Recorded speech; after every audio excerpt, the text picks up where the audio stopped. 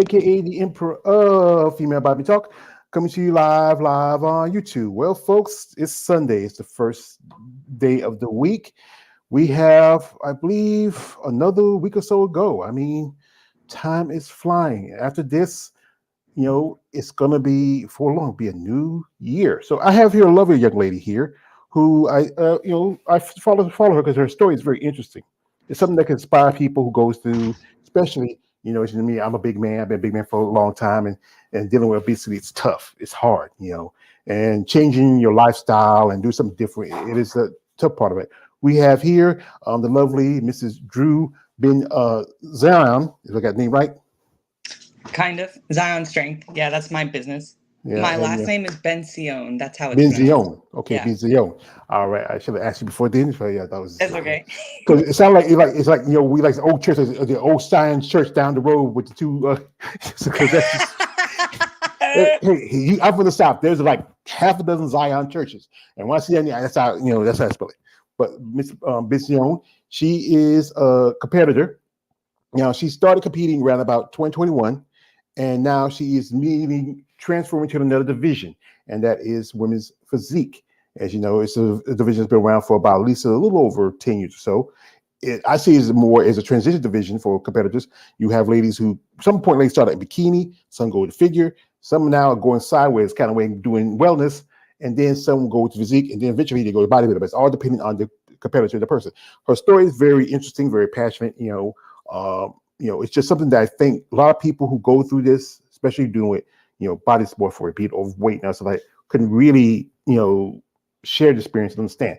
So, Ms. Pizzino, as you said again, as this is a question I often ask you ladies, what got yourself for a lovely lady like you in such a sport of we call muscle and masculinity? Please share. Okay, so I would say the seed was planted when I was probably like 15 or 16. Actually, at the time, my ex-boyfriend, this was one of the best gifts I've ever received. He gave me a gym membership for my birthday in December. So I started the following January. When I was at that gym, again, I was like 15. Uh, I saw, actually, this is really funny. I was on the treadmill and I looked to my left, and there was like a gorgeous, beautiful female bodybuilder, like just walking on the treadmill. And I was like, oh my God, first of all, I love that look. And second of all, so she's just walking on the treadmill. She looks like this. So in my mind, I'm confused. But anyway, so that planted the seed. Fast forward a few years, I graduate high school, I'm in college. I mean, I used to compete with horses and I did that for 15 years. I went all the way to the point of world championships. I competed at world championships, and then that's when I decided to transition to bodybuilding. So that's kind of when the switch happened. But at that time, that was when I was at like my heaviest weight actually. So I'm 5'2" and I was 220 pounds at my heaviest.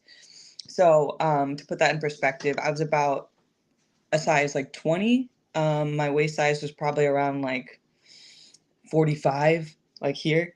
So, anyway, what got me into it was the desire to really, there's many facets to it, but a big part of it was I felt like my outside did not match my inside. And that was like one of my biggest motivators.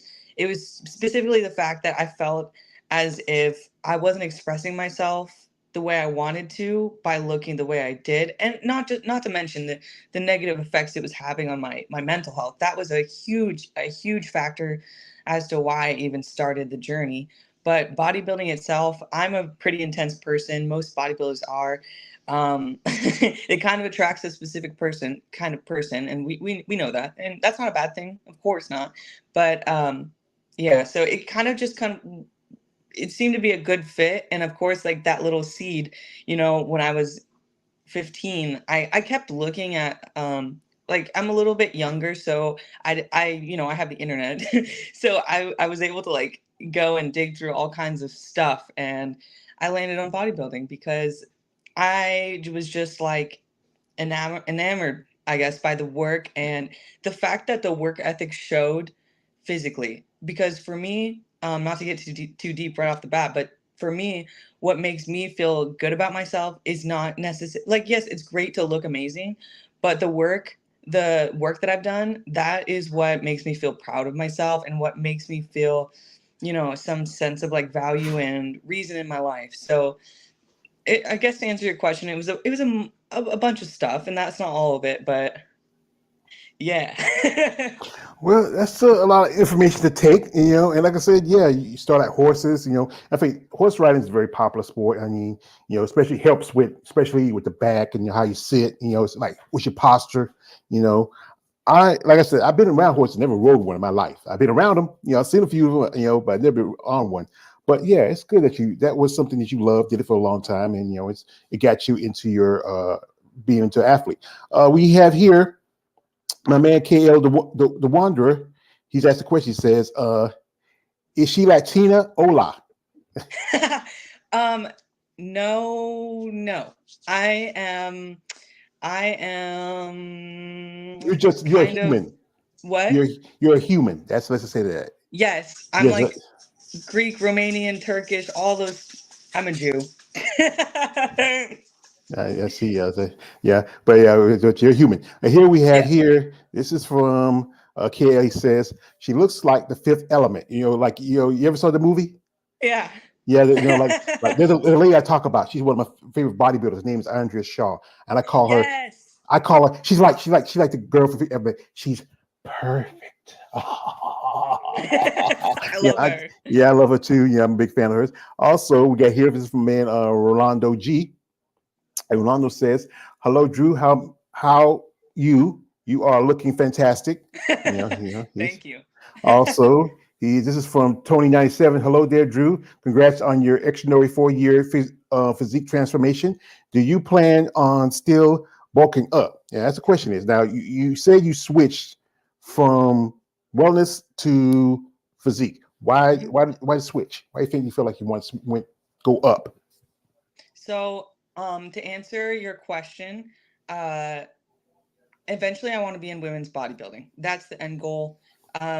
And George, to answer your question, I like you said in the beginning, I think you made a really good point. I think the women's physique category can be a transition period for competitors, and I definitely need that. I haven't been on the stage since 2021, so it's been a couple years. I am planning, like I said, I'm planning on going up, so I'll probably be a women's physique competitor for 1 2 years, and then add mass. I right now I weigh 157, and I'm in off season, and I'm not taking any supplements at the moment. um, but I think that in the future I'd like to add like 20 pounds of muscle, like long term. That's my that's where I'd like to be, because I'm quite far from where I need to be for bodybuilding, that is. Yeah, it's a tough process, 'cause especially being bulking up is an important part of that, because you cannot it takes fat to build the muscle.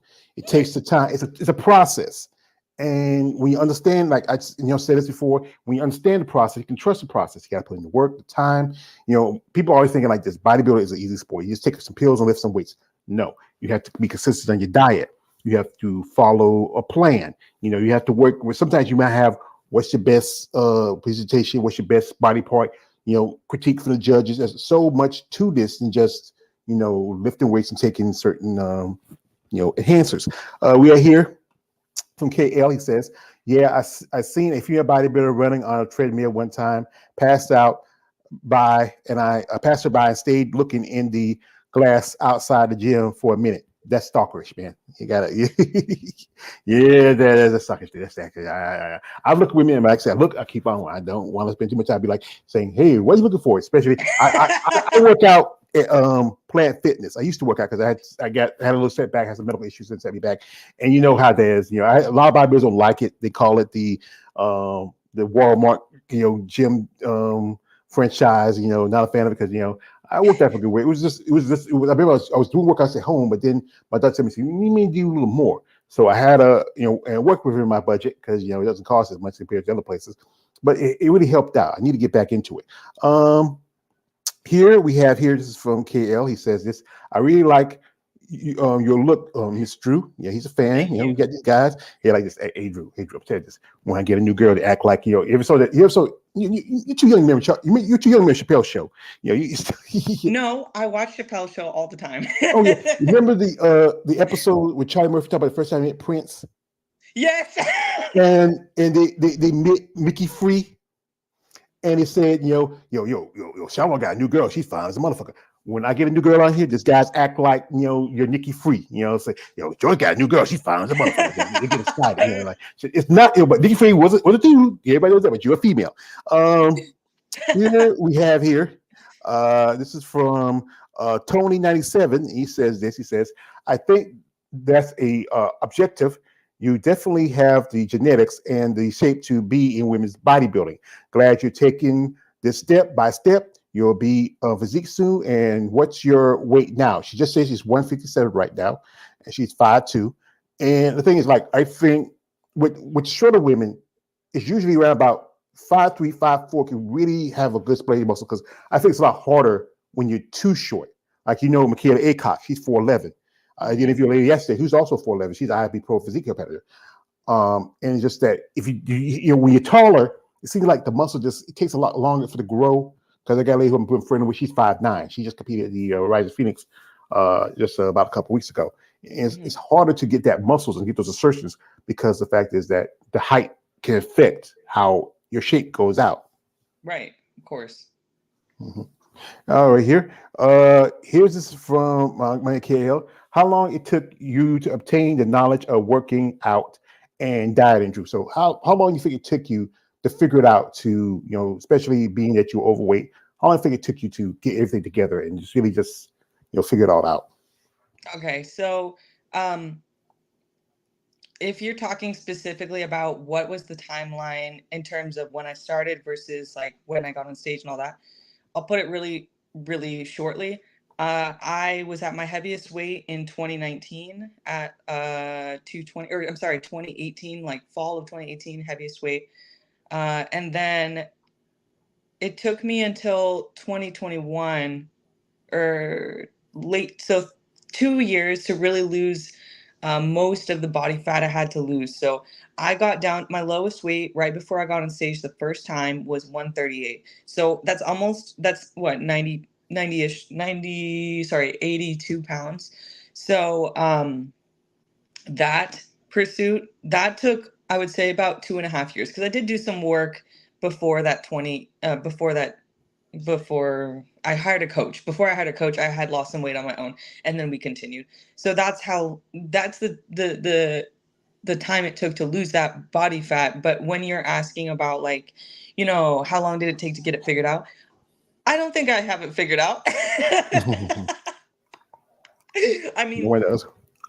right, but I will say I personally, I'm very science minded, so I spend a lot of time researching and stuff, and that is a great help to not only, I'm a personal trainer as well, not only my business but myself. So that has always been a big asset, is the research part, and I have formal education also on physiology, sports science, all those kind of things. So those played a big role.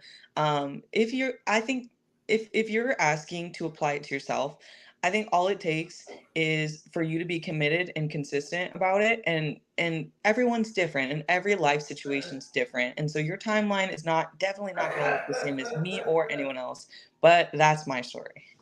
Mm-hmm. Yeah, it takes time, because I remember, a few years ago, I was taking care of my mom. Oh, about 5, 6 years. She was sick, and I was taking care of her. And before she passed, I was almost 500 pounds. And I had to make some changes. I was doing some workouts at home, but I needed a little more of a push. My doctor told me I need to do a little more, maybe go to the gym. I stopped eating certain things that I didn't used to eat, but still I do every now and then. That's the thing about it. Sometimes there's some things you'd be craving. You'd be like, you'd be just, but here is my man KL. He says this. He says, I rode a horse one time. It's okay. And okay, and you get a compliment. This is from man Rolando. He says this. He says, Miss Drew seems like she's going like with Christina Mendoza. Was what you call a regular thick model type that went straight from bodybuilding? Yeah, because Christina Mendoza, over the weekend, this week she's not doing Olympia. That's down to 10 ladies for the show this year. Probably the lowest showing we've ever seen in a long time. I just talked about this, and it's tough. I'm gonna do a special. I have a thing called I have a on my podcast or a live stream called Must Talk Monday, and we're gonna talk about me and my partner. My partner is one of IB Pro, Mr. Big Keith Williams. Also, we might have KL on there. He might jump on and give it a thought. Also, this is from KL. It says, you planning on eating a lot 6 times a day to be a bodybuilding version? Like, what is your, like, the other thing about, yes, with bodybuilding, you do have to, like they said in the old the Conehead skit saying, you have to acquire max quantities. So, what's your diet like on a day? You have certain things you eat, some things you don't eat. Like sometimes some people might have food allergies, especially, food, certain things you can't eat, especially when you're bodybuilding. Hmm. So I eat 5 or 6 meals a day. Typically, it's five though. And this is just like a common practice within the bodybuilding and fitness world because pretty much what it's doing is optimizing your muscle protein synthesis and your metabolism, et cetera, et cetera. So without getting into all that, I eat 5 times a day. My diet, I like to keep everything really clean. So um, I pretty much eat almost completely like clean, unprocessed food. It's pretty, I mean, it might be boring to some. That's how my body works the best. So, what that means is probably a serving of protein in every meal, probably at least a fruit or vegetable for the carb source. And of course, we need some fat source in there, but typically I get that from my meat anyway. But yeah, nothing crazy. The only things I avoid personally is processed food and sugar. Obviously, this is like kind of basic things that other people do. It's really not that complicated. What we do is kind of the same as what every other dieter or anyone who's looking for a physique change does, except we do it to an extreme extent. So there's not that much difference between dieting for just regular stuff and dieting for bodybuilding, except for the intensity and difficulty and the training, of course, and the drugs, blah blah blah. But yeah. Yeah, yeah. As I said, the drug is one of the factors to it. It's a small factor to it. A lot of people, because one thing about bodybuilding, people are always going to demonize it because they say, "Oh, everybody's on steroids," but there's more steroid use in mainstream sports. You like was that long ago? There was a whole congressional hearing on Major League Baseball. Those guys are Mhm. mostly millionaires. If they're going to take something, they're going to take something. It's not, it's not a big thing. Marion Jones with her. The wrestling back in the wrestlers were always on steroids, stuff like that. But you have to follow your diet. You have to work out. You have to do this. You have a plan. Now, who's your coach and trainer? Who are you working with? My coach is Ariana Tate with Tate Fitness. I guess I can't really link them, but she is a figure pro, and my posing coach is her husband Troy Tate. He's a bodybuilding pro. They're both super amazing. Well, what I do is that if they're on your IG, I can find it, or you can send me the link, and I'll post it into the video later. People want to follow and check them out. But that's good that they're helping you. And how long y'all been working together? I've been working with Ariana and Troy 4 months now. Hmm. And you like what they teaching you, what they working with you with, or Mm-hmm. Yeah. When it comes to coaches, I've had a few. I found my first coach. He was amazing. His name was Darren Starr. He still does stuff with 5 Star Physique. That's his business name. I worked with him for a number of years. He was an excellent coach. Excellent. One of the best coaches I've ever come into contact with. He set me up really good. I was with a different coach. Didn't work out too good. Spent some time alone, and then I was really ready to make the jump to find somebody I want to be with long term. So Ariana and I had a phone call and we talked and we clicked instantly.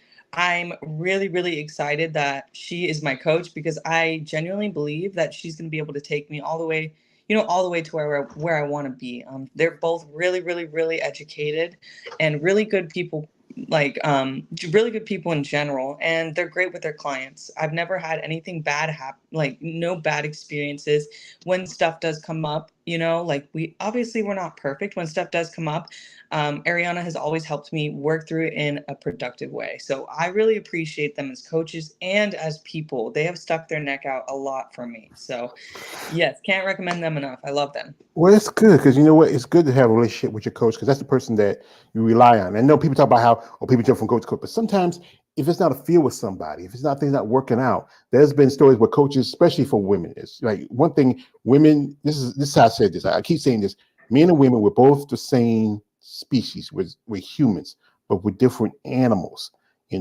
We different biologies is different. Like I was talking with the lady yesterday, Miss Cynthia Marks. She's IFP Pro. How biology we're different. We are women, you meet straight, man. We don't. There's like so many different things to the biology between men and women that what you might do for a man is not going to work for a woman. So I talked to a lady a while back. She's a figure putter. She's a pro. She was working with a coach. And the coach was giving the same cookie cutter plan he gave it to his man, but it doesn't work because you know what? She's a figure putter, and you're working with like she's a bodybuilder or a 212 guy. That doesn't work. Here we have here. This is from KLA. He's picking on me. He says, I was walking by the second easy with that stalkish call, Winslow. Go home, Steve. Go home, Steve. Damn.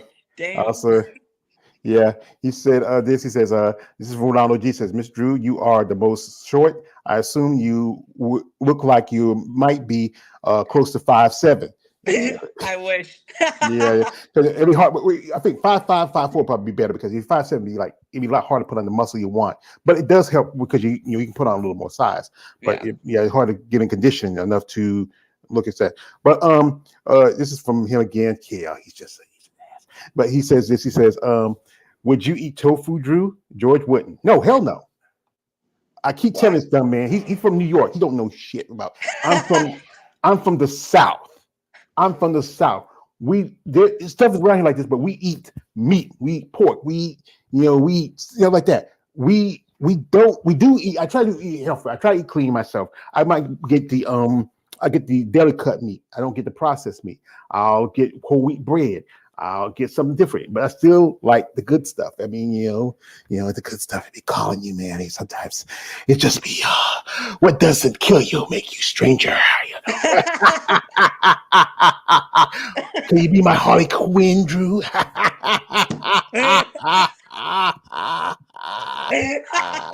expect that one. Yeah, I'm sorry. He comes out now and then, But yeah. So we'll jump into Drew's social media a little bit. Follow our IG. And guys, I got something. This is a young girl, this sweet young girl, a sweet little Jewish young girl. Guys, no D pics. Stop it. Don't do this. I know right now she's very soft and feminine. She looks cute, yeah. But then but these guys who smoke, when you get raised, you get hard and shredded and buffed up. When you get vascular, they get vascular, but another area gets vascular. So we're gonna jump into social media real quick. We're gonna look at some pics here. And this is where one here, this is a nice little pic right here. It's you taking pictures, getting was it this something you sent into your coach, like progress pictures? Oh, I was in my apartment gym and I needed some pictures because I had a bad habit of not taking any. But that was what is that, a year ago? Yeah, I think it says phone like 44 weeks. So wow, yeah. Yeah, it seemed like it's been a while. And we're gonna go through here, and this is nice. She got a cute smile. And what's that? What you drinking there, Drew? That was like my only drink of the year. Yeah.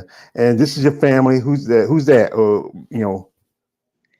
So obviously on the left, me, and then my cousin Max, my aunt Charmaine, in the back, my dad, to the right of Charmaine, my mother, the brown hair, and then our family friend Christina, and my dog Moose in the front there. Oh, that's cute Moose. Yes. I was going through earlier, so there's one picture I'm not going to show because it got killed for YouTube. So, and they're definitely going to DM me. Yeah, and this is the gym you work at. It. What's the name of the gym? It's Gold's Gym. Oh, this was just an event I was at. Yeah, we've got a big crowd here, a lot of people. It's good that you have the support of family, friends, and like that. And the process of here's a picture right here. This one you know, Oh, it's a video. Oh, clickbait. yeah, you get the clickbait. Yeah. That's what I know. But you do that. So you're Rocky, girl. Come on, Rocky. I'm gonna make you rock. I'm gonna make you chew lightning and spit out thunder. Okay. Hopefully, Yes. yeah, there we go. Yes, and yeah. Yeah. My other guy, I got a guy called the Pervy Sage. He's not here right now, but underneath he's got. Oh yeah, we got stuff right Oh, there. Yeah, I forgot. Yeah, yeah. if I you go forget. to I the was top. looking through it, but I didn't really look through all the way through it. Oh yeah, But this is yeah, I good. they won't say nothing. It was quick. This is a nice. What's your favorite pose? My favorite pose is back double bicep. Yeah.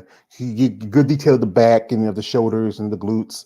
Yeah, I think some guys they like a front double, and also they like ab and thigh. That's the one I think a lot of guys like because you get tell the center of the physique. Yeah. And it's just you really like I said, you're growing. Here's you with the horsey. Yeah, Yeah, that one's cute. Oh my god, this horse. Watch him. What? It's- What? he's a bully. He's abusing you. You want He me to call was. 911? How rude, but so cute. Yeah, I think he's in love with you. You're his woman. You know, and it's just the process here is working out with the kettlebells. Uh, you Yeah. know, And that's here's his. recently. Yeah. I don't have too much up yet, but I will be continuing to make content on a consistent basis. So, Yeah, yes, he is. And you oh have yeah. anxiety. Let me give you a piece of advice that might change your life. Just go around living every day like you're in a video game. I'm serious. This is what I do every single day, and I just don't give a fuck. I just do whatever I want because that's how you should live. Plus, all Oh, NPCs anyway.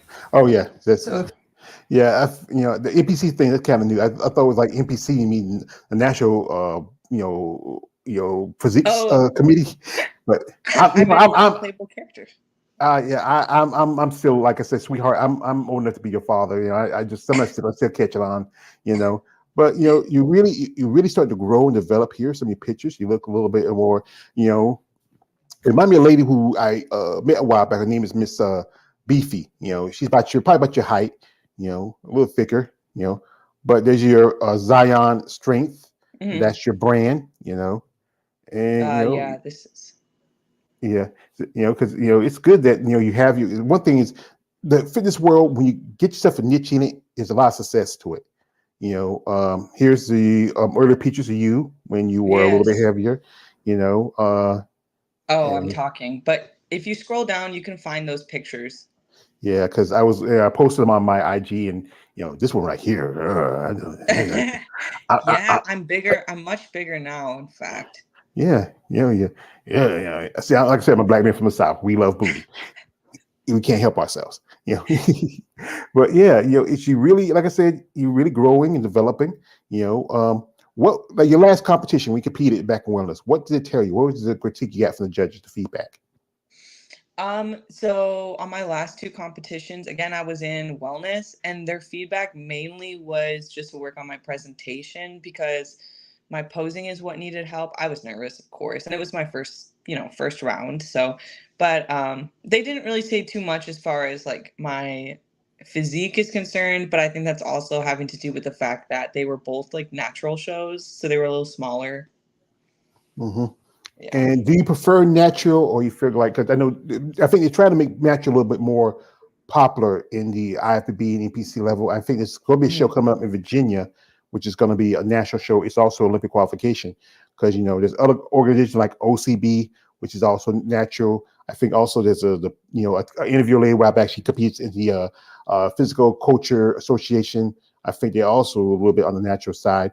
A lot of people say when you hear the word natural, say yeah, no, it's natural. But the fact is, it's just different level of muscle compared to when you do take supplements and you take performance enhancers. Right. Hmm. So for me, I have taken a few things in the past. Um, as for the future, definitely, I want to be a pro. I want to get on the Olympia stage, and that's kind of what it takes. Mhm.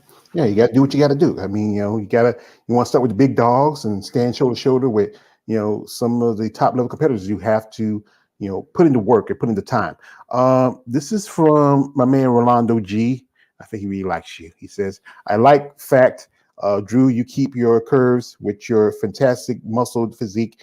You can go further in your bodybuilding endeavors. I feel you can go the distance plus your fire.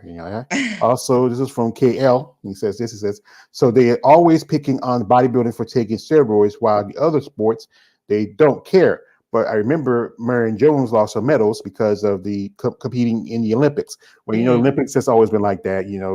They say, you gotta be clean, you gotta be clean. But then there's so many other drugs that not even registered yet, because there's always new. History is there's always going to be new technologies, and everything comes up.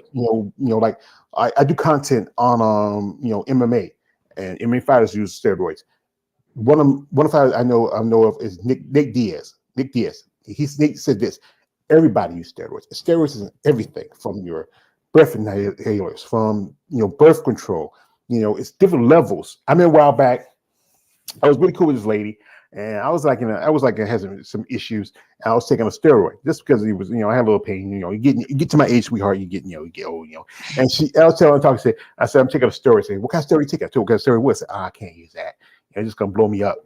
But it's about what you use and what you take. And sometimes it's the effects of it. Especially for women. Depending if you go too extreme, loss of hair, all this stuff.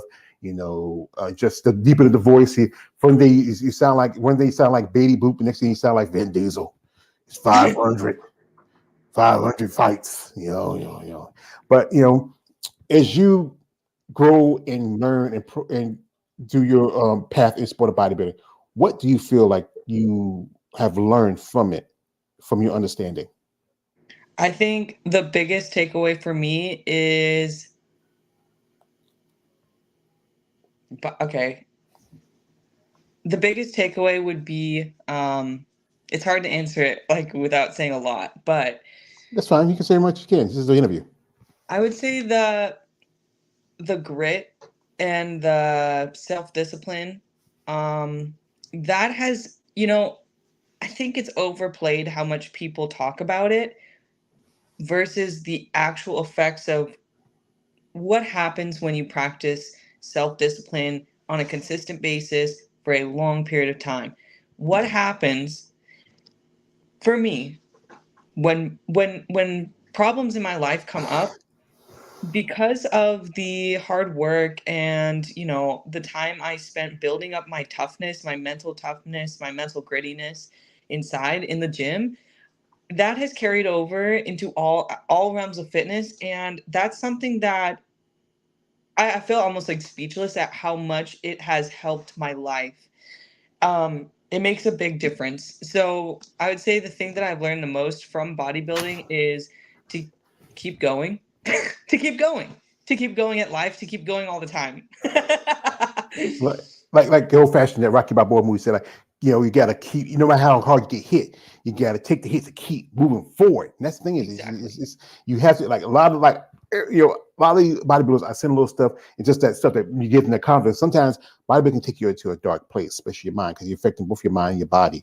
I was talking with how sometimes it's just, there's days where you don't want to get up and go to the gym. There's days you don't want to eat chicken and fish, or broccoli and rice. You might want to have a cookie. You might want to have a burger. I mean, when your last competition, what was that thing you got to eat that you want to eat after a show? What's your favorite thing? What's that thing that calling your name? It's calling your name. So I can't, I really liked the idea of Oreos at the time, but I never even ate any of them, actually. And also, one of my friends, this is what was calling to me. One of my friends has like like a bakery sort of, and he ended up making me like a massive jar that big of cake pops. Okay, so those things sat on the counter the entire peak week, and I was like, this is terrible. So I put them in the freezer so that when I came home, I could eat them later and they would be great. And they were. Yeah, they were like, they would look at you, come get us, Drew. We love you, Drew. They'd be calling your name, be calling your name. But yeah, that's the thing is Seriously. people got to remember. Yeah, people got to remember. Food is both a weapon and a tool for a bodybuilder. It's the thing that helps them develop and grow and to build the muscles, but also it's the thing that is, it's you don't like if you ever heard CT flexor, you don't eat for the taste, motherfucker. You eat for growth. But sometimes people we like taste. We like like I know I try to drink more water, but water's boring. You just want something Yes. with a nice little, a little something sweet, a little nice little. Say, I don't drink sodas much anymore. I don't. I think I may have drank one a while back because, I was at my nephew was in the hospital. He wasn't feeling well. I was sitting there and I tried to get the water. The water was out, so I had to get. I was trying to get for the Mountain Dew, but I got to diet by accident. But it's diet, so it's good. So anyway, we got here. This is from Show King. Kings. He says, big up to Drew. Thank you. Also, this is from KLA. This is from Rolando. It says, can you remember when Marion Jones lost her champion medals because of use? Yeah. Also, this is from Tony97. He says, your quads and glutes are insane. I think you gotta, Also, Thank you. this is from Show King. Says, George, how often do you train? Whenever I feel like I want to train. That's how often I train. That's what I'm tell you. Like I said, I have had issues with a little bit of my shoulder. I had was hospital a while back because I was taking my medication. I was taking my blood medication, and I had to change it because it started dehydrating me. I was dehydrated, and then had to change it. So I was out of the house. I was working out for about a month or so. But then mother says, "Okay, go back." But then I got to rest and lay around the house. Plus, my nephew, I take him to work, and then sometimes I get home. He goes to work like 3 o'clock in the morning. I get home. I'm sleep. I don't want to go nowhere. Or I go to work. I got to turn around, pick him up. I don't feel like working. But once he gets his car situated, I am going back. I promise you, I'm going back because I did enjoy doing it and it did help me out. Also, this is from Rolando. He says this. He says, wow, you look awesome. I'm saying you're killing lovely lady that the judges and bodybuilders feature to rate you in the best. Yeah, that's what Aw. it is. Bodybuilding, they want, I've been following bodybuilding, before you were born. I've, at least 40 years. And I've seen the sport has changed over the years. I mean, when it used to be just men's bodybuilding, then after that, here come the women. And then there was more divisions came. I think the women have 6 divisions total because the fact is competitors are keep growing and developing. I think you just can't keep yourself and you were saying talk about in the division. Like I've seen women who want to stick it. I want to see a physique because I want to be too muscular and like. But the fact is, as you grow and develop as an athlete, there's no point to keep yourself in a place, especially if you're not doing well, not scoring well. I understand you're still winning shows, but you have to go because you don't like. I did interview a lady who was IP pro. Tiana. I know I like TK hate you when I do a name drop, but I like name dropping because the fact is I like doing what I do. Tiana Flex. He says like it's not body breaking, it's body building. Yeah. I like that one. I like that a lot. Yeah. So, folks, we're going to jump. Also, she also has a YouTube channel. So, I was looking through some of the videos. She had a couple, but the other one is her business YouTube channel, I would say. And I was watching this video earlier today, yesterday, and I think I got it started right about somewhere through. I want you to check it out, listen, and really get a feel of who she is and what she's been going through. So, right here, I'm going to get started a bit, and yeah, I hope you like it. And point in my life. It is 2022. It's January. I'm going to go through my transformation story, and I'm going to start with my childhood. I was always a chubby kid. I don't really know what my weight was because I avoided that, as many do. I always struggled with binging. I recall when I was a child, just when I was home alone, I would eat 2, 3, 4, 5, 6 servings of things that were processed, prepackaged. When people would come home, I would hide it. This was the beginning of my binge eating disorder. I'm gonna jump to high school. I was miserable. I didn't like being fat. I decided I would join the cross country team. I trained all summer long. I ran approximately 7 miles a day, 5 or 6 days a week. And at this point, I started to develop the opposite eating disorder. I would just never eat. And people around me noticed that. My partner at the time noticed that. After the season was over, I joined the softball team because I thought I need to do something. And at least I was getting 5 days of exercise in, right? After that, the season's over, right? I don't know what to do with myself. So the weight started to come on. I wasn't so dedicated to exercise. My nutrition was, I'm just going to eat what I can. I think I was a pescatarian for about 10 years, meaning I didn't eat meat, just dairy and fish. Obviously, fruits, vegetables, whatever. Diet consisted mainly of processed food. I didn't have a lot of education. I didn't know what I was doing. I got into college, and again, the weight continued to pile on. And I was eating dining hall food, so I didn't have a ton of choices, but I definitely could have made better choices than I did. I was exercising, but not consistently. I didn't know what I was doing. Came home from college, got in a relationship, and as we all do, I gained some relationship weight. Now, I found myself at my highest weight of 220 pounds. This is when I recall myself really sitting down and being like, I'm miserable. I don't like the way I look. I don't like the way I feel. And above all, this process started with an emotional and mental journey. I was so depressed, and my energy was like zero. I couldn't do anything. I felt incapable. I was not coordinated. I didn't like the fact that I didn't trust my body. Literally, I did not trust my body to do anything. I remember going on a hike and not being able to make it to the top because I was scared. I was standing on the rocks and I was just shaking, head to toe, shaking. I then decided I need some help. So I hired a bodybuilding coach.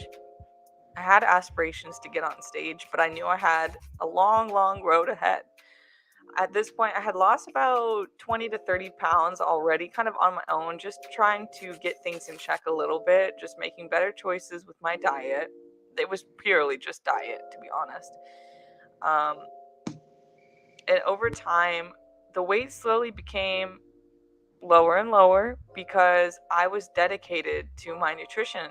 And I have to say, the biggest part of this journey was my coach at the time. His name's Darren Starr. His company is called 5 Star Physique. I was training with him, but he was online only. So this was mostly me. He was giving me a lot of guidance, yes, and a lot of education. But this was a case of being honest with myself, being responsible for my nutrition, and being responsible for my activity level, my stress, and at the end of the day, my happiness. Over the year of 2020, I just continued to lose weight. I continued to stay dedicated. And I have to say, this is where the discipline really started to develop, because lots of people will say, I don't have the motivation. And to counter that, I often say, it's not motivation, because that's a fleeting thing. Motivation is kind of like an emotion. It's a fleeting thing that will always pass. Discipline, though, that's something that you dedicate yourself to. That's something that you can always fall back on. So 2020, end of 2020, I started at a size, I think I was a 20, and I ended 2020 at a size 10, 12. And at this point, I was still not satisfied. Of course not. And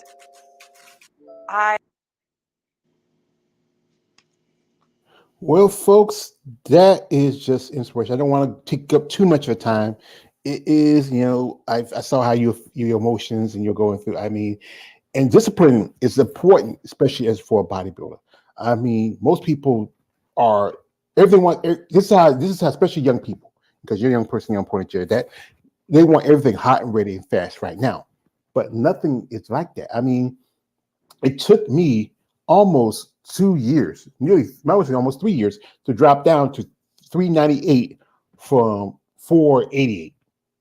And I like stopped eating certain things. I started working out at home. Then I started going to the gym and started in the treadmill. And my problem is I got two bad knees like Stone Cold Steve Austin, and it's tough. And I got to go at my own rate because I'm older. I know people giving you advice, but sometimes you don't want to take some advice. You want to do it on your own. because you might want to see how you work and how you do.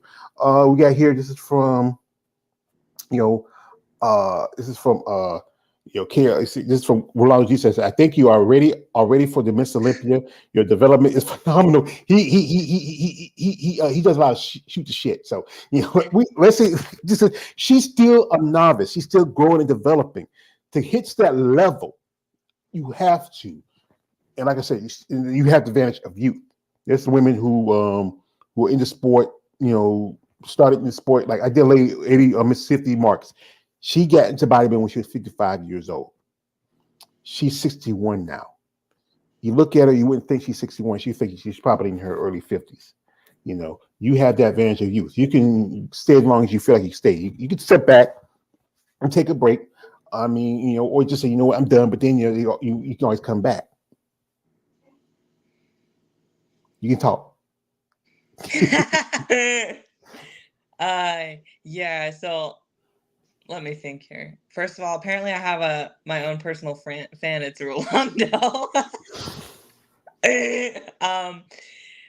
Yeah. So I have probably 5 years at least of hard training before I'm anywhere close to the Olympia. At least, I would say. So I'm 20, almost 25. So I'm hoping that in the next 5 years, 5 to 10 years, that I can not only be a pro, but get on the Olympia stage at least once. But like he was saying, like I'm still a little guy. I'm not a pro yet. Yeah. Yeah, that's right, little man. So yeah, but yeah, he's still growing. The thing is, it's about the process and how many time you take. We got here from Show Kings. He says, "What is your process for shredding and cutting?" So as you know, getting competing, you want to come down a certain weight. What kind of process do you do when you come down to, especially still you're not yet, you're still working on it. What's the thing that you use? What kind of plans you work with that help you get down to the weight where you want to for stage readiness? So basically what happens is you start 4 months away, about 4 months away from your competition. And to make it simple, the food goes like this, the cardio goes like that. And water goes like that. And water goes all around, whatever. But this is all going to be at the discretion of my coach. So that's why we hire people like this, so that we don't have to, as competitors, we don't have to worry about it. Also, I'm a personal trainer and coach myself. So if I can have someone else, I can offload that mental workload to somebody else. Great. That just means all I have to do is execute and I can worry about my people. So I do what I'm told. You just say do what you told, girl, nothing else. We got here from my man Warrior 2000. Shout out to Warrior. Says your hair is beautiful, digging the fiery red, hot red. Just want to tell you that. Also, this is from Shoki says avoid swarms. If he just SARMs, whatever. Also verse swarms, whatever, swarmer too, and also. This is from this is from War 2000. Hey George, asked you who is her top 5 Miss Olympia finalists in her opinion. Well, you just asked her, Warrior. Why not you ask her? So who do you like in okay, we would go like now you're gonna be in physique right now. So we start with physique. Who is your favorite in the physique division right now? Oh shoot, in physique. Man, that's a really hard one. Because to be honest, the women that really inspire me and that I actually look at are typically the bodybuilders. So I'm more following the bodybuilders and the physiques, but however, I can't think of a name right off the top of my head. I'm sure if I saw all the people that I'm in contact with and see every day, then I could give you a list. But I can't tell you a physique athlete right off the top of my head, but I can tell you a bodybuilding athlete. She, to answer that guy's question, the Olympia top 5 and all that. I don't remember all the girls. I'll be honest. I don't remember all the girls on the class, But the girl that really stands out to me and that I really love her look is Chelsea Dion. I've been a fan of her for a long time. Well, the thing about Chelsea is that she was herself overweight, and and she had red hair at one point, Yeah. and it was her being overweight that got her into bodybuilding. And Mhm. Chelsea, she's tall, which suggests she's tall, Yes. and now she's really has, she's right now she's just her second Olympia since she turned pro. She has won 2 shows since then, and I think she's a remarkable, representation for women's bodybuilding. My favorite, I'm gonna say out the gate, Andrea Shaw. I'm a big fan of Andrea Shaw. Also, I like Mia Ash. With Charlotte Boswell, I got to meet last year. She was down here in North Carolina. She did a seminar for a guy who I been in contact with. His name is Glenn. He does his own magazine. I did an interview with Sherry Priyami. I like Sherry Priyami. She looked impressive. Who else? Hella Trevino. I was gonna say Hella, but Hella's gone. She's out. But I get Oh, to meet her. Yeah, she's out. I got to meet her buddy, the big sweet herself, Irene Anderson. I went to my first bodybuilding show last year. That was Savannah. And I got to meet her after the show. And I talked to her a bit because, that was right the time when Hella had got the injury. And, she was, I wish she was going to come back. But she surprised me when she came back to compete. There's one lady I talked to who's impressive physique, but she's not competing this year. That's Branka Nejokovic. And she should have, to me, honestly, she should have got third. I like Hannah. I've been in contact with her in the past on social media, but I felt they gifted Hilla that third spot. Marjorie Martin, I like her, but I made it. If you follow my social media, I made a little thing on there. She didn't like that because I compared it with Ashley Jones, who's an impressive young lady. Ashley's now she's going to compete in women's bodybuilding next year because she's taking a break this year. There's a lot of ladies who do. If I go for physique, I like Ashley. Wait, she's no longer physique anymore, but I would say Ashley Jones in physique. I would say Brooke Walker. She's very attractive. Oh, very yes. Leah got the interview. The lovely Miss Barbara Marjan from France. She's a lovely French lady. Her a lady she's good friends with is Anne Moon, and also Ivy Rain, who I've been in contact with. Both ladies are very beautiful, great physiques. I'm not too big fan of Natalia Cuejo. I think she has that Natalia. Natalia Cuejo. Yeah.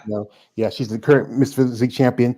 Yeah. Sarah Vilgas, she's doing good work for bodybuilding, but not a big The fan. shape sometimes, I know what you mean. Some people, what I like about, like, for example, Chelsea's physique is you can't control your genetics, but she has a more balanced look. Whereas, like, when I look at, who did you just say? She has the title right now. Andrea Shaw. Yes. Andrea Shaw. I prefer it to still look, that look like Hele has. I love her. She was one of my OG inspirations. I've been following her for years and years and years. She actually follows me on Instagram. I cried when that happened. Anyway, so with the older bodybuilders, especially like the old school ones, they have that really, really, like, really thick look. And, like, yes, Big that's waist. a look. But I prefer a more, like, athletic look just because, like, when I walk around as a person, I want to look more like an athlete than a freaking chunk of meat. That's just me. So that's why I prefer, and that's why, I agree with you on the Andrea Shaw and all that stuff. Yeah, like I said, like Margie, she's one of those really thick, old school a little bit. One person who followed me on IG is Linda Murray. I mean, a legend herself. I mean, I actually saw her at Savannah when I was there, but I got to meet a lady who also was, who some people think she should have won Miss Olympia years ago, Alina Popa. I met Alina Popa. Great look, beautiful woman. First, I didn't like when she had the breast implants. I think she liked the physique before, but that's the decision you want to make. This is here from, this is from Showkey. Says, Drew, have you considered doing competitions outside the U.S., e.g., Canada or Asia? Well, the thing is, Canada, they have a different league compared to America, and most times that's Canadian competitors that compete in that league. That's the CBBF. Most of the shows for amateurs are here, especially if you live in America, because she lives out in the West. She lives in Washington State, right? Yeah, so she lives out the way. She has to do shows here in America. There's no point going. You can go overseas and compete in amateur shows because there was some shows over the weekend and some shows over the week that they had women's bodybuilding but no pro qualifications. Nobody get the pro qual because there were enough competitors, and we're seeing a lot that's happening. And I think it wasn't that long ago when women's bodybuilding was on its way out. For years, there's always been the nail in the coffin for women's bodybuilding. It was back in '99 when there was almost no Miss Olympia, but they saved it at the last minute. It was like I think it was 12 competitors that year, 12 or 14. Then they changed, put in the weight classes.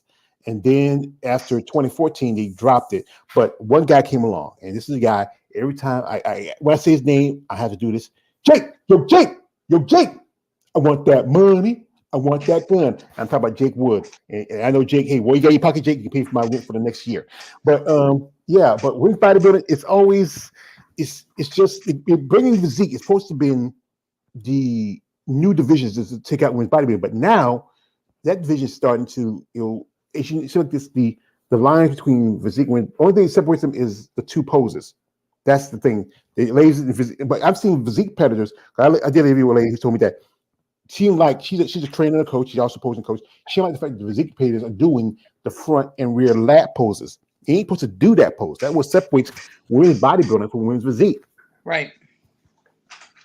Uh, Oh yeah, and with the traveling question, my like long-term goal is to when I become a pro, travel around, yes. And I want to go to Korea.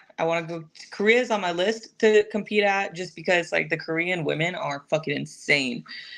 I definitely want to do that. I definitely want to go to Spain. I definitely want to go to Canada. I live really close to the border, so that won't really be a big deal. But yes, I do want to travel in the future. Yeah, because I think if that's somebody behind you want to take care, go ahead. I'll talk a little bit. But I know they did the right things. There's two women who came from Korea. That's it was Kim Young and I think it was An Jang, I believe. I can't remember her name. They competed. There's also a figure competitor also from Korea. I think there's also a lady who's from Korea. She's from South Korea. She's a female bodybuilder. She's huge. I forget how to pronounce her name. She competed last year at the Eastern European show, but because she's only competitor, she can get a pro card. I hope maybe she can do a show like the Rising, not the Rising, the Most Fest where it's also pro qualification. I interviewed a lady last year about a month or so ago who got both her pro card, women's bodybuilding and physique at that show. And and there was right at the same time as the Masters Olympia, they had the European Olympia. A lady also won both a pro card in women's bodybuilding and women's physique. It's just there should be a set criteria. What the judges are going to ask. Here we got here. I agree. Yeah, we got here to Rolando. That's your new boyfriend. He says, "So it's dedicated, Drew. You are inspiration, hoping for other young ladies facing the same adversities. Wow, it can be done." Also, Rolando says this. Also, he says, my bad. I was ahead myself with the comment. I guess I'm saying her physique, looking forward to her development. It will be great to see her. It's my bad. Yeah, brother. It's your bad, whatever. And also, we got here from 2097 says, "You're quite the big girl. I'm sure I see you on the Olympia stage one day." We hope so. We hope to. It'll take some time. How much will you prioritize posing after your bulk? So, as you know, he says your trainer, whose husband is working with your posing. That's very important posing because sometimes it makes how you place at a show. Especially Right. this presentation. So, I, as a person in fitness, I generally don't believe too much in going crazy bulk, crazy cut. So I'm in off season at the moment, but typically, again, my coach, typically I'm never gonna get fat. Okay, I'm never gonna get fat again. That's not. I don't want to bulk up and get fat. I'll bulk up and add muscle, but I'm gonna continue to be at this body fat percentage or less. That being said, posing is practiced all year round. We never stop practicing, just like you said. This is the most important part, and this is the only part that they see on the stage. They're not going to see the hours you spent in the gym. They're not going to see all the chicken and rice meals you ate. All they see is that 30, 60, 90 seconds that you go on the stage and you present yourself. So it's like so vital to be practicing. I mean, I'm 6 months out. I'm 6 months out, and I'm doing posing sessions like all the time with the coach. So all the time. Yeah, it's every day, all day. You Yeah. have 727. Yeah, 724. I mean, as I say. No, this is also Shokin says this. He said that Kim Ji Hai. Yeah, Yes. yeah, and on Din Jong. That's the freaking competitor. Kim Ji Hai is physique, and Anje, the other lady was Kim Jun. I think that's her name. Kim Yoon. That's her name. And she has like a really cute face and short hair. Yeah. Yes. Yeah, because she was at the Rising Phoenix, the Arizona Pro. She took, I think, second or third. Because the lady I met at the Savannah show last year, that was Alex Flex Hall. She won the show. That was the first Olympic qualification. Congratulations to her. Also, I think she might have done the Legion Sports Fest too. I think I might say, but I know the other girl, the figure competitor. I think she did also the Rising Phoenix. She's the Arizona Pro. I'm trying to remember. But it's this is from Warrior 2000. Will Drew remain in the wellness division, or will she originally think about transition? Dude, you behind. She's not. She always says she's going to do. You got. That's why you got to come in time, dudes. She's already moving up to physique. I know you saw the pictures I posted in here, and that's that one when she's there. But she's still it's just like I said. Those divisions, like I said again, they like if you follow like social media and follow people, like they want to bring these new criteria, especially for divisions like men's classic, men's physique, wellness, and even bikini. They want too much gyrations in the glutes for the wellness, for the bikini girls, or the wellness girls. The big part of you is your butt, so you're going to have those gyrations. You're thinning the skin. You will see the muscle, but they're not settling down, because that's why we say again why they need to set the criteria for division like physique and women's bodybuilding, because the fact is you have women who are like people I follow. I mean, you ever follow Emily Sherbert? I think her name is Emily Sherbert. I think I'll probably pull up in a minute, but she competes in physique, and I'm looking at the girl, and I understand that it's different criteria, but maybe she's still small, but she looks like she has quads that some women in bodybuilding will be envious, because bodybuilding is more about size, physique is more about conditioning. And they keep changing the criteria. They want you to, like I said again, when physique came in, the idea was to pull back, to go back to the classic era, kind of like back to the day of most definitely going back to Linda Murray or Corey Everson. But the thing is, once you open that bottle, you can't go back. With the men can keep going, growing, advancing, get bigger, bigger, and bigger. That's why I created other divisions like men's classic and 212.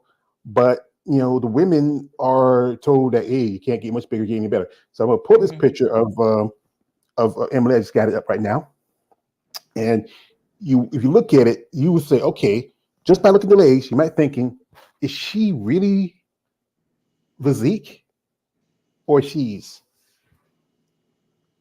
huge? Yeah, those are there's women who don't have quads like that in women's bodybuilding. Yeah, and she's going to compete at Olympia in a few more weeks, and she says she's not going to go up, but I don't know. It's debate. This is why we keep talking about how the line is getting thinner. This is from Shallow King. I think he says I think that's Eunice O. No, the other chick. Yeah, I know of Eunice O, but she lives in America. She has 3 kids, and I know what she's talking about. But this other chick, her name's kind of like it's spelled like with an E or something like that. But I just, I forget how it goes. Okay, and this is from Tony97, what's your opinion on ladies in the industry who make the use of OnlyFans? That's a touchy subject. And he Um, also he will ask you this. He says, would you ever collaborate with her biceps if they contacted you? I don't know. I don't know what that service is. To answer your first question about OnlyFans, I don't have one myself. That's I really don't care what other people do. Um, when it comes to me, uh, I mean, I'm a personal trainer. I'm slightly public facing, and I will Mhm. continue to be that way as my coaching business grows. Personally, that's not a good fit for me, just because for others, I'm not a judgmental person, and like I said, don't care. But for me, if I do stuff like that, I feel gross. I feel used, and I don't want to. I don't want. I value myself a lot, and I don't want to feel that way. Well, I can understand that because you know what, but the thing is also, it's the way for some ladies to make money. I mean, it's That's like, true. yeah, and and the sad part is, if bodybuilding was more of a lucrative sport, it was more like a sport where, like baseball, football, the major league sports where you make money. Where okay, you get your pro card, you got to pay $200-300 a year. But what's the Right. benefits of getting that pro card? You just got a pro card. You got, there's no other benefits to it. Like, okay, like anything, if you win a union, because one of my jobs, I used to work in Texas. I used to work in, not textile, but I used to work in a meat processing factory. We had a union. So if something happened, we had a grievance. We went to our union. We went to our union rep. We took care of the problem. Then boom. So I knew some guys got fired. Then we talked to the union rep. Boom, to get a job back. I could have went in when I left my job at Smithfield. That's where I was working at. I could have went to a union rep and to get my job back, but my mom got sick and she needed me, so I needed to be there for her. But I could be NBC. You people, you men and women, are the product. I keep saying this. I'm always saying this. I think they should take care of the athletes. We know it's not long ago we had a series of deaths. We just had a young man committed suicide a while back. We had a bunch of whatever, like top level competitors dying. I mean, as bodybuilding is it's a stream health. It's a stream. And even with that amount of muscle, it can still kill you. I have heart issues because of genetics, blood pressure, all that stuff like that. I have a pacemaker. I got it one before my 40th birthday. I had a heart attack on my job. And, this is a stream sport. It's, I've seen people like, you ever heard of Kylie Muscle? He talked about how he wish he never got in bodybuilding because he got sick a while back. It's a stream. But I think there should be more benefits as a competitor. I think you should take care of the athletes. Right. Totally. And I'll be completely honest here. Um, I'm in the phase of my life where it's okay, but I have like multiple jobs to support the habit. It's very expensive. I mean, I'm not even going to start with the drug cost.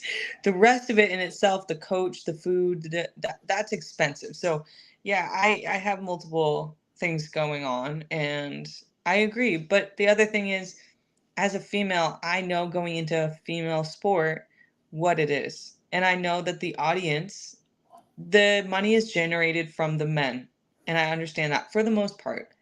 And that's just the way it is. So, I kind of feel like I really wish, yeah, it was easier. But this is the reality. And I chose this life.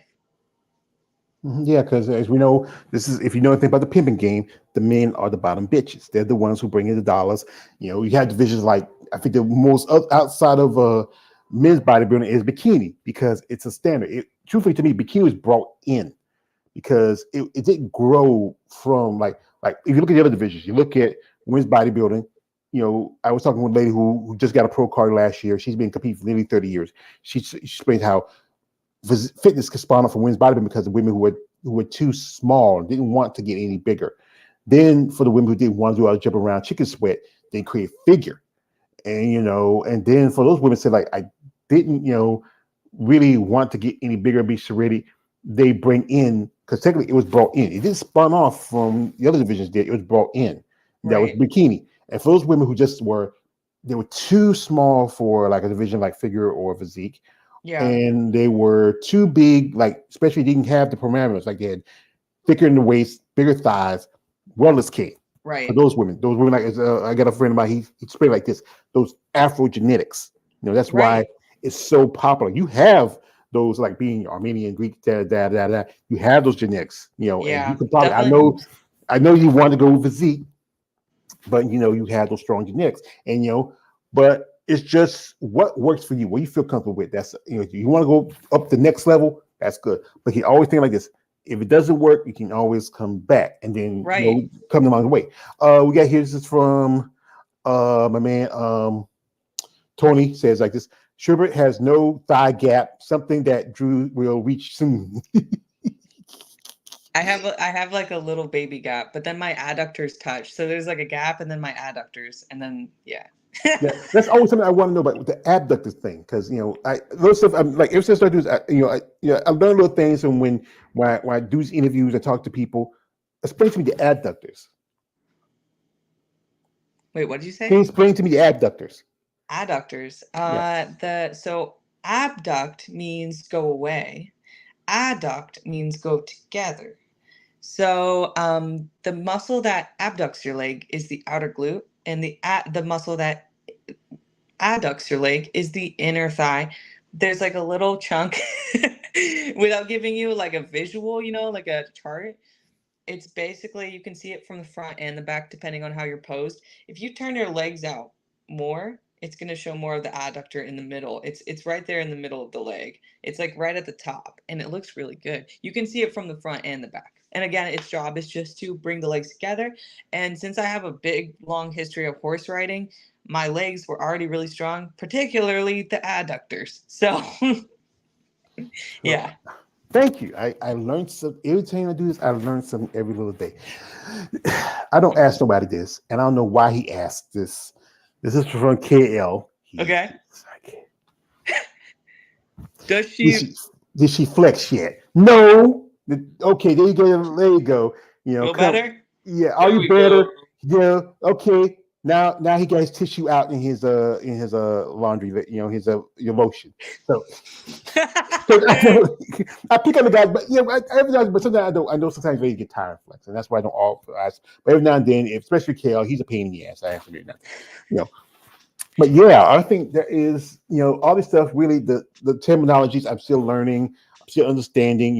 It's like I said, I'm an outsider, and from when I do these interviews, I reach out to you ladies, I ask questions.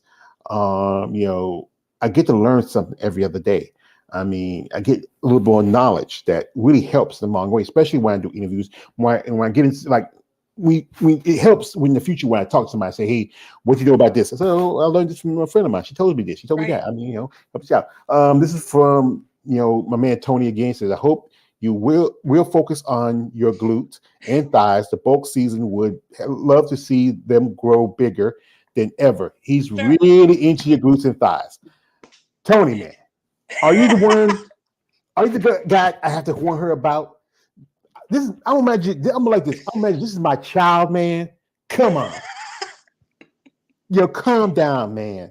It's Calm down. okay. All I've seen right. it all. All right. You should sit there. You're too young. You're too young. You're too young. Don't you'll see no more. You're too young. I know. I used to be so naive too. I would not understand, but the longer I've been in bodybuilding, the more I understand that people are Strange. I don't know how to explain it. Well, it's basically the way I say it. It's like what doesn't kill you makes you stranger. There we go. There we go.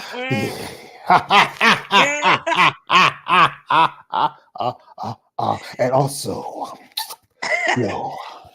sometimes there's a particular type of criminal. Sometimes when people just like things to get go crazy, but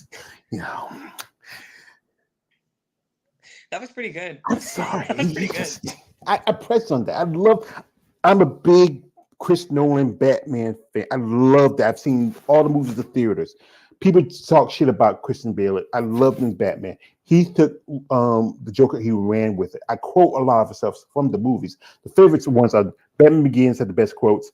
Also Dark Knight. Dark Knight is so like like Bane. That's like you think darkness is your friend. You think it's his ally. I was born in the dark. There's his light. It's just blight. But it's something to work on.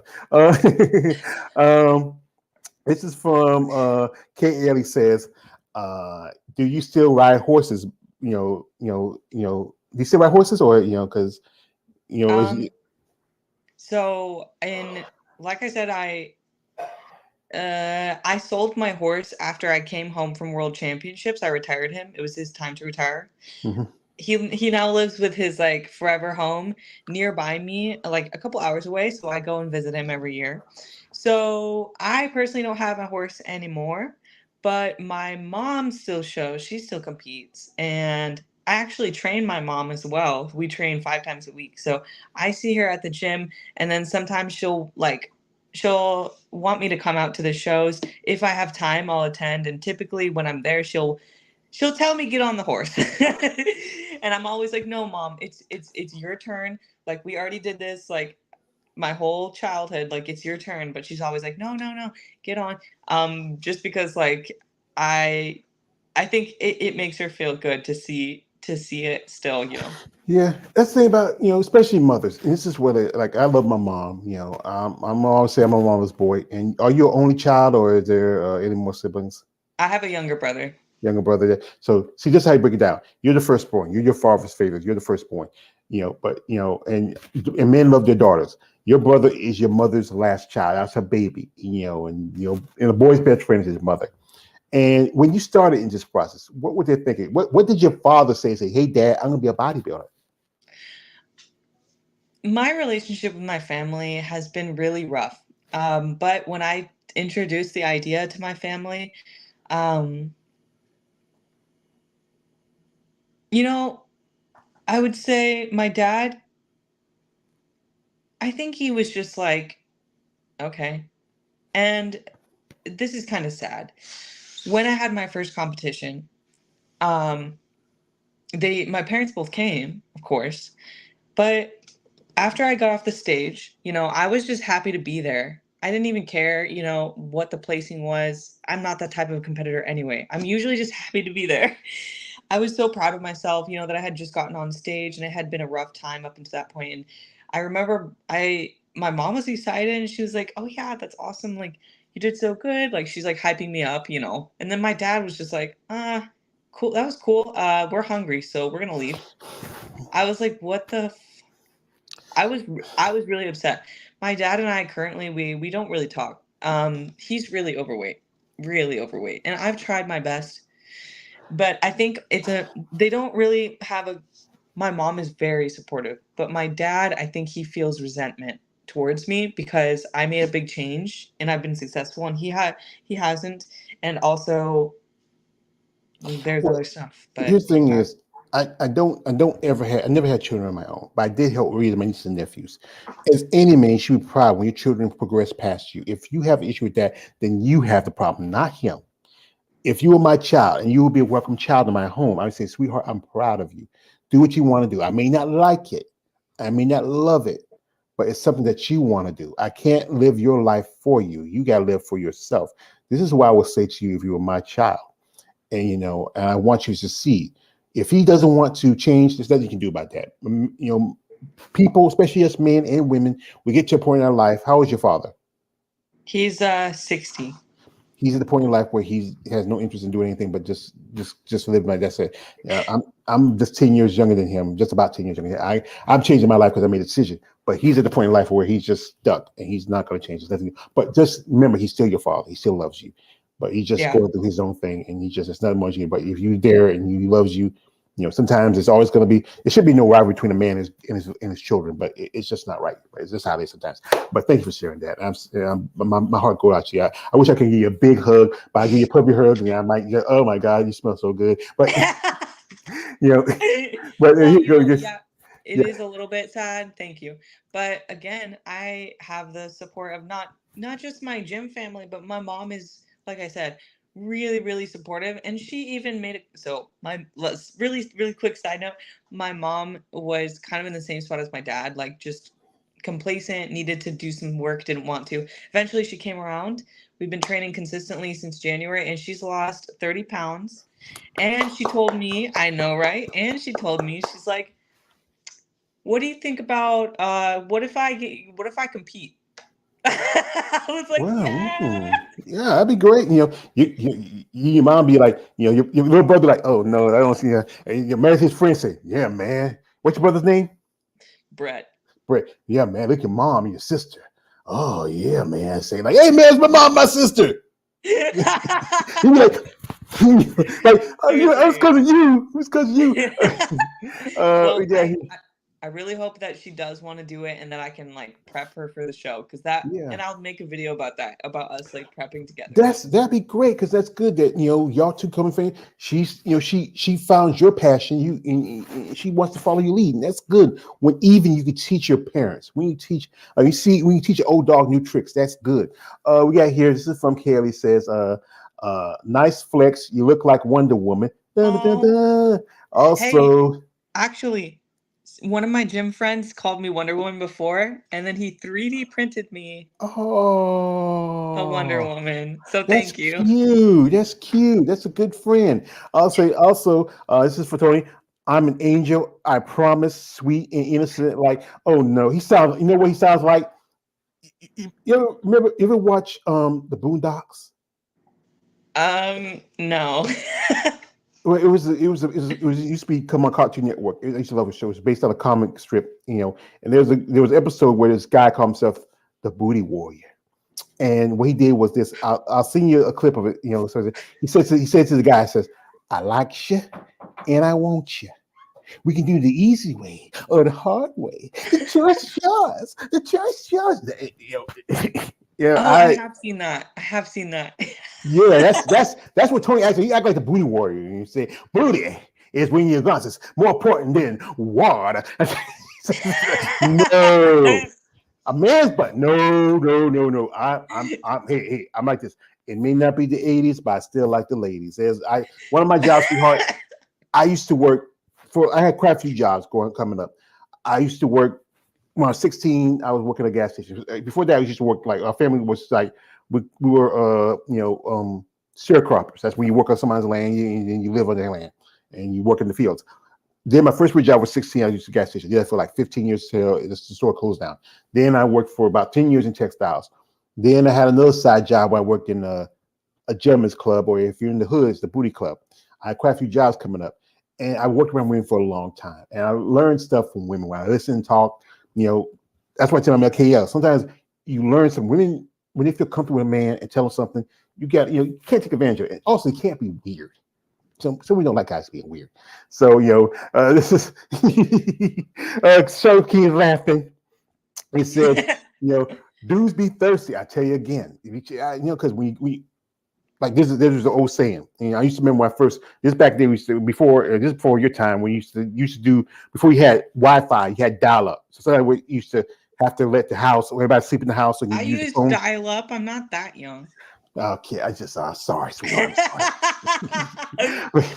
But back in the day, you remember how you used to have to, you had to wait till everybody's asleep in the house so you can use the dial-up because you don't want to call the phone. I used to go on these chat rooms, and it used to be like someone that was like dedicated fans of women's bodybuilding. I remember one time I was in the chat rooms, guys just talking stuff like that. And this guy said, "Hey, guy, when you walk into the chat room," he said, yeah. He said, "You a fan of your bodybuilding?" I said, "Yes." I said, "Yeah, that's cool." He said, "You know what? There's an old saying." I said, "What's the saying?" He said, "When you ladies rock hard, we'll rock hard." And it's just because when you see ladies when you're on the stage, you're vascular, you got the sheen on, you got it's so, truthfully, hey, honestly, guys, we pop a tent pole. Look, I understand. I like women. Well, me too. Yep, I totally understand. But I'm still looking for my very own muscle mommy. So well, I wish you best of luck. There's quite a few ladies out there who probably like a young lady, especially especially the cougars. They like some young tenderoni. They all push it. Like, "Hey girl, come over here. I got you, girl." But also you got some guys who say, "Yeah, maybe you might not like, but hey, I know, hey, I might not have what she got, but I got something else too." But that's how it is. But this is what KL says. There's different levels of the strange guy. Yes, I know. He's talking about me.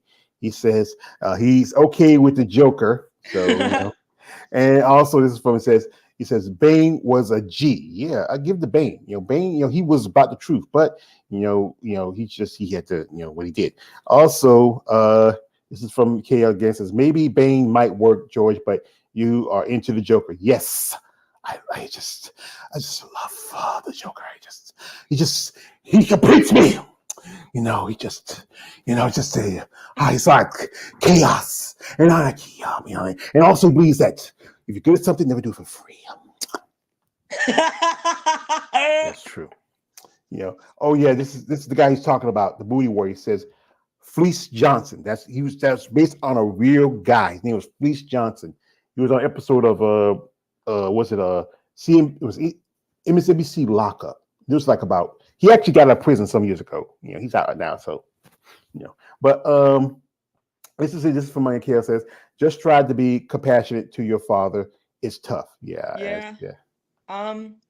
Yes, it's hard to for you guys, like, you don't really see the whole picture, so you don't know really everything that's going on.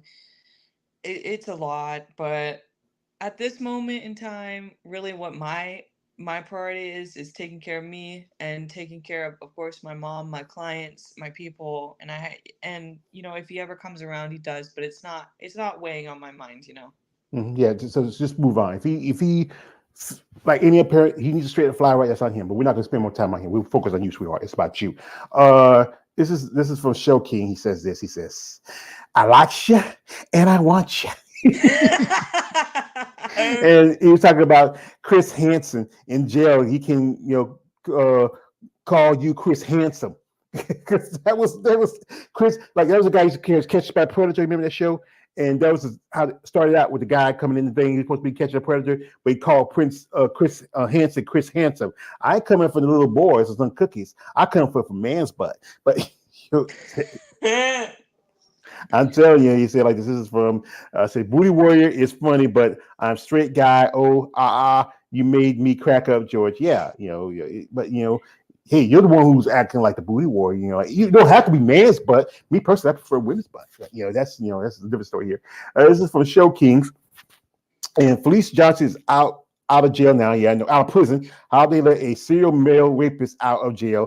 Like, sure, be like he will be okay in jail society. Make sense. Well, because he did his time, or especially prisons are overcrowded, they're pushing out people out. It's just a system that's messed up. And yeah, but like I said, we're not hold much too longer. This lady, I think she has a good future. Her story. That's why when I saw her story, I said, you know what?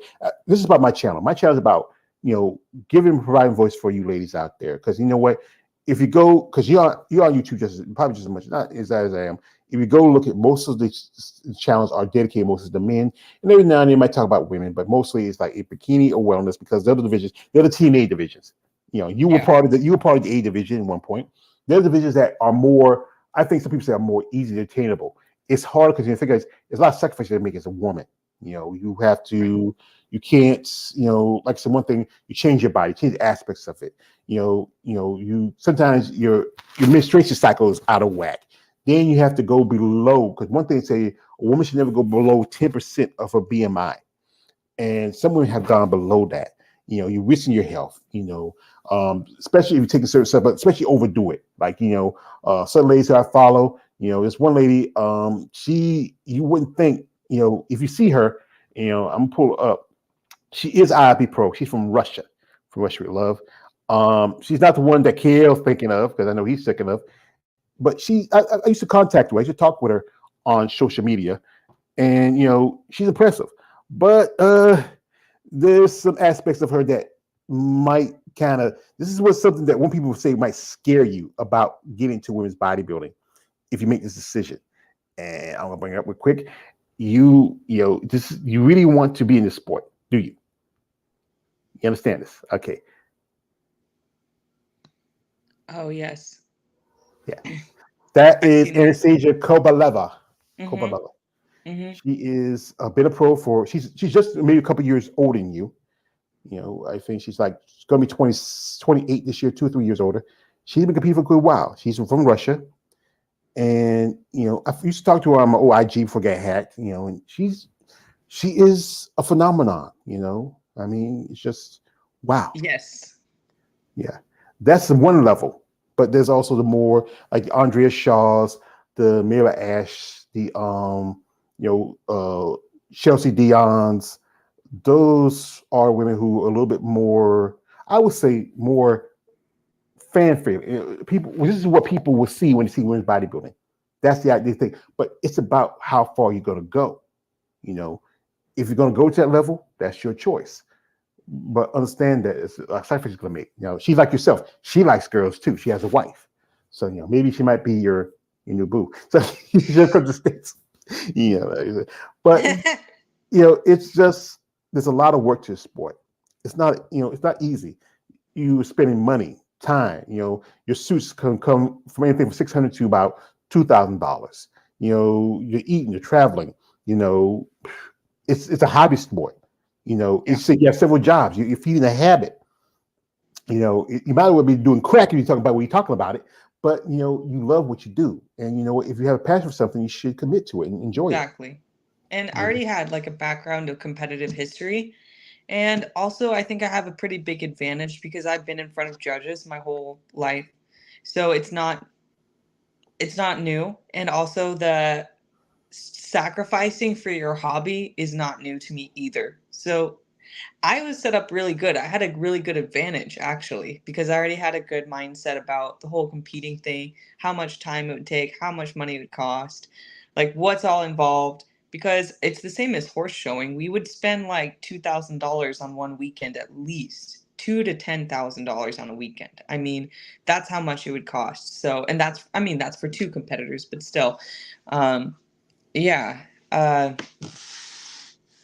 It is consuming, and like you said, it's a hobby. That's the thing. There's like, for me, another thing that I think all the time is like when I see people complaining about like their prepping or bodybuilding and stuff, there's a difference between talking about it and like discussing the negative aspects and complaining. What I don't understand is why competitors will complain about their stuff, because in my mind I think, okay, not only did you choose this lifestyle, you are lucky. You are lucky that you're blessed enough to be able to do it. You know what I'm saying? So I have a little problem with that. I have a little problem with people when it's not easy. It's not easy financially. It's not easy time-wise, mentally, or physically. It's all hard. But that's what makes it. That's what gives it its value, and that's why it's such an important goal, because it's not something that many people can do. It's the 1%. And that's why I want to pursue it, because I want to be that 1%. I know I am that 1% inside. So that's what it is. I don't know why I went on that rant. I don't know how that started. Apparently I needed to rant about that. People complaining. Yeah, that's the thing. People say like, no point complaining, but sometimes it's good to get you off your chest. Because sometimes there's something on your chest, some people, I don't want to, I don't want to complain. I don't want to complain, but sometimes it's good just to get it off your chest. You get it off your chest, and sometimes it eases your soul a little bit. You feel like, Right. yeah, I feel better. I agree. You should talk to your peers, the people, you should talk to your support group when that stuff comes up. Not be like going on social media and putting it out there like you're wanting attention from strangers. I think it's like you said, it's totally healthy to be talking about the stuff that's going on, and you should. But be selective about who gets to know that information. I mean, this is just something that I have a personal issue with. At least I'm a private person. I think in my mind, if you guys can take this piece of advice and use it for your life, hopefully you can. In my mind, each person is a VIP party, okay? You can put it like that. We're all like VIP parties, and not everyone just gets in for free. But when you go and share all your stuff for free with the world, then everyone's invited to your party. Just saying, not everyone deserves to be. Yeah, I think you should be selective who you tell, because sometimes, like ever since I started, I've become friendly with some ladies. They tell me stuff. I said, I keep your confidence. Whatever you tell me is between you and me. I'm not gonna run and tell somebody just because it's none of their business, none of concern. And that's what, like I said, women like that. They like when you tell somebody something, you can keep yourself. I've known some women say like, I'll tell you this, and then you go up and tell somebody else, and then you tell that. And it's out there. But you know what? But when you go on social media, understand when you, like a while back, this has happened. Michaela Acock, she posted something, and I reported on the news because I do content about I said, what's going on? And I posted it. I talked about it. Then she saw it. She said, well, she's going through there. But here's the thing is, when you don't tell the people what's going on, we're going to be wondering why. Why you put this up there? And this is one time a friend, I think it was where I was told, a friend Dallas McCarver had died. And I think he committed suicide or something. I can't remember. But we didn't know. No one knew. I didn't know Mikaela like that. And then you put this stuff on your social media. It was on Facebook, and I saw it. And I just said, I wonder what's happening. She's sick. She feels like she wants it back. And I did an interview with a lady a while back. Her name is Natalie. She competed at a show. She's now taking. She says she stepped away from bodybuilding because it's frustrating because she's an amateur like yourself, and she just feel like she's not going anywhere. But that's what if you feel like it's not worth your time, your money, your health, your mentality, step away from it. But I've known women who stepped away from it. Lady, her name is Melanie Horton. She competed for a long time. She competed back in the 90s. She stepped away. She had kids. She had family. She came back because that need to compete. She just did a couple of shows this year. She wanted to go over to Romania to the match, but she didn't get invited. It's that need that want to compete, to stand there with your peers and to present yourself, to work hard, to build your body, to put in the time and conditioning. Sometimes some people walk away because they figure like, what, I'm not going nowhere, it's not worth my time. But then some people say, what, that little thing in your back of your head, what, maybe I can get it one more time and just see what I can do. We got here, this is from Tony. He says, I promise I will mend my ways, try to be a world-class gentleman from now on. She wants a world-class lady. She wants a lady, not a gentleman. So, and also, this is from Show Kings. Okay, I'm out here. Drew, big shoot to you. Endure the pain today, and you will enjoy the glory tomorrow. So, yeah, what's that? Pain tattoo, glory tomorrow. He must be a friend of yours, huh? I don't know. Where he, like you said, he gives a thumbs up and a smiley face. Thank you, brother. And this is what is your, before I forget about this, what's your favorite workout? What's your least favorite workout? Favorite exercise or favorite workout day? Workout day. Okay. Exercise too. My favorite day is push day, benching, shoulder pressing. Love that. I love pressing. My least favorite, legs.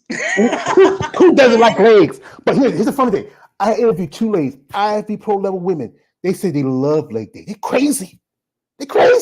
I have big legs and I hate it because I I got have big to legs lift too. heavy.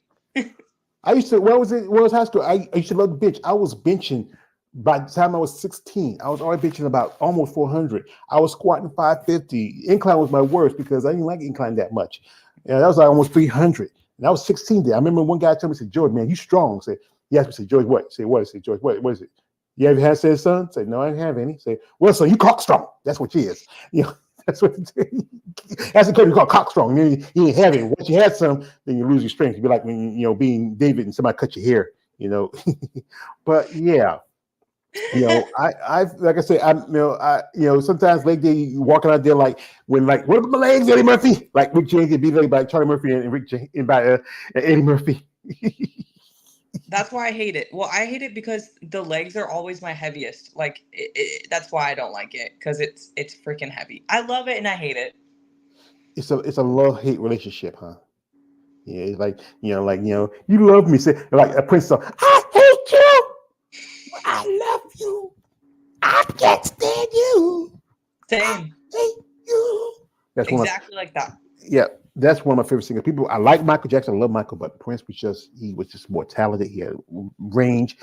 I like him. That's always going to be. I know, ladies, I'm really cool with. We're going to have a debate one day about Prince and Michael, but we'll do that. But folks, we'd like to thank the lovely Mrs. Benzini coming to. Get your name wrong again. Benzion. Benzion. Sorry, Benzion. Okay. I'm from the South. We see things. We say how we spell it. That's a apologize. But Miss Cool. Benzion. So we're gonna get it right this time. I'm gonna Benzion. Okay. We'd like to thank her for her time. We hope for the best for her in the future. I mean, she's young. She's still like they said. How Jerome said, like how Jerome. This is my man, Jerome. He says, she's wet behind the ears. Breast smell like Silac. I'm a player from the Himalayas. Yeah. I love this is why I'm Georgia. But we wish you all the best in her future in sport. Bodybuilding is a tough sport. It's not an easy sport. Like my man Ronnie Coleman says that everybody wants to be a bodybuilder and want to lift that heavyweight weight. One of the greatest bodybuilders of all time. Even though Irish Cow has more Olympia records than him. She had 10, he only had 8. So, but we do wish the best for you. And this is also going to ask you, what would you, if you're not been competing as long as anybody else, what would you like to see change in your mindset as a bodybuilder, as a competitor? In my mindset, Yeah. my sense of belief in myself, that's something that I want to focus on, because I am capable and I am worthy of believing in myself. So that's something that I need to continue to focus on mentally, because I have a lot of self-doubt. I know that's a common thing, but for me, that's what it is. Being 100% locked in, and knowing that I have my own back, and knowing that I'm going to do it. I'm going to do it, and I'm going to make it. Well, that's good. I think that is good, especially for young people. Like I said, a lot of young people don't have that. Like I said, a lot of young people want everything hot and ready next day. It's not like that. Everything you have to do, you have to work for it. Like my master Razal Ghul taught me. He said, young Master Wayne, be sure of be aware of your surroundings at all time. Never give a sure footing for a killing blow. And that's the thing. You have to be consistent. That's the thing about bodybuilding. You have to be consistent. Sometimes there's days where you don't want to do leg days. Sometimes you don't want to do push. Sometimes you don't want to even eat this. Sometimes you don't want to go that. But you want to get that next level. You want to stop on the stage with the big dogs. You have to put in the work, put in the time. So as we're gonna let you go, you have anybody you want to shout out to? So just mad love, Okay, so just my coach, Ariana Tate, my posing coach, Troy Tate, my ex-coach, Darren Starr, awesome work. All 3 of them have been a huge part of my success. And also my mom for doing great, for being consistent and being with me on the journey. And I hope not only you see me, on the big stages soon, but also my mom. Would I see your mom on the big stage? Yeah. Too bad the pretty stage not here. But yeah, I think it's good that you inspire your mother. Your father, forget him, whatever. If he gets his head right, that's on him. But it's good that you two, basically, as this is what this. It takes a woman to raise a woman. That's the thing. A man can never teach a woman what she needs to know. You can teach her the basic stuff, but it takes a woman to teach a woman how to be a woman. Takes a man. My mother, she raised me and my brother, but I learned some of the stuff from the man, my family, like my uncle, my older brothers, and my grandfather. My mom taught me the basic thing what a man needs to do, but they taught me how to be a man. That's a big difference. And if anything, as I said again, as a father, I should be proud of my children because they're doing something. They're advancing. That's the thing when you have children. You want them to grow and go and go beyond you go. If you feel like that, you have issue with that, then you shouldn't have children. Be barren. Be barren like me. I have no kids. I have my sister. She said, "You're still a young man. You can because she wants because her grandkids are grown. Her babies are grown. She looks for somebody. She wants somebody to spoil. She looks at me and said, "Hey, I'm too old. I ain't trying to chase after no babies. I'm too old. I had my chance. I didn't jump out because the problem is where I live, I'm late to half the town. So I live in a very small town." Women can have few and far between, but I enjoy talking to someone like you. I wish the best for you. Thank you. Also like shout out to the people who's here. Your stalker, Tony 97. Thank you. Kale the Wanderer, Show King. Also, all everybody who watched this video, follow, subscribe. Like I said again, if you want to follow the lovely Miss Benzini, her social media stuff is in the description. Follow her, support her path as an athlete. But again, guys, I know you saw those pictures and the videos. She's thicker than cold grits. No the pics. Stop it. Some of you guys out there who've seen this shit, this girl's old enough to be your child. This girl could be your little sister.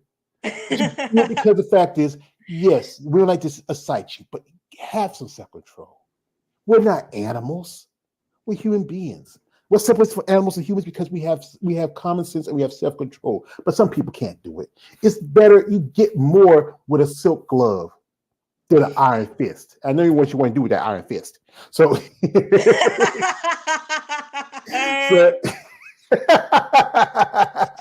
I know I'm right now. I'm gonna tell you this again. I am a muscle purse mo. I'm gonna be honest what I am. But folks, if you want to watch this video, watch it again. Support, comment, subscribe, follow us on social media. If you know, if like I said, also, if you're someone out there who wants to, if you have any sponsors. I do have one sponsor. It's Atlantis Nutrition. You can find the code in my bio of my Instagram. The code's Drew10. You get 10%. Yeah, that's good. So anybody who also seriously want to sponsor her, reach out in genuine interest, because these athletes can use sponsorship. That helps save a little money off their pockets. You know, if you see her, if she's at a gas station getting gas, pay for her gas. If she's getting a beer or getting a drink, you know, she's drinking beer, and maybe that one little shot before the day, you know. You know, if it's just some coffee, those little things help. But don't be that weird guy and say, "Hey, Drew, I see, yeah, your little hot little leg thing, yeah." No, stop it. Don't do that. Say, you know, Miss Benzion, I would like to help you. I want to see you go along the way, see how you go, you know, see your progress. I want nothing more than that. Just be a genuine person. Be a good guy. Don't be a Tony 97. Thank you. I really appreciate it. I really appreciate your time. That was fun. That's what I want to do. I want my interviews to be informative, educational, and fun. Because sometimes if you like, some people ask me, you gotta say questions. No, if I give you a quick question, we just say, yes, I did this, I did this, I did it for the rock, I did it for the people. You know, we want to be entertaining fun, because sometimes it can be too mundane. And also, like some guys say, I pay my people. I don't pay nobody. I want you to come on here genuine. I like to, you know, I'm like the devil. I want to sow. I want you to give me your soul genuinely. But you know, I want this people to realize who you are. You know, it maybe you might find somebody who might be watching, so you know what, they're going through the same thing which you're going through, and maybe might inspire somebody. And maybe someday we can say, I knew her when she was coming up. I see her stopping with the big dogs. I see her shredded. You know, Tony's in the back. You know. But Tony! Yo, Tony! Thanks, Tony. Thanks, Tony. She appreciates the donations. But you know, like I said, we said thank you. I once again, I love the whole Batman trilogy. I love at the end when Jim Gordon said to Batman, says, "I forgot to thank you," and Batman turned around and said, "You never have to," because I enjoy doing this. It gives me a purpose. It gives me gives me a purpose.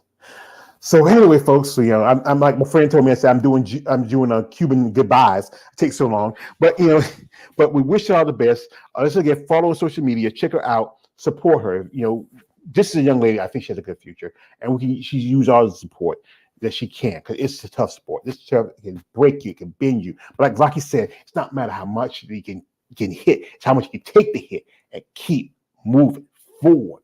You know, that's how winning is done. That's right. Rocky. I don't like the Creeds, but I love the Rockies.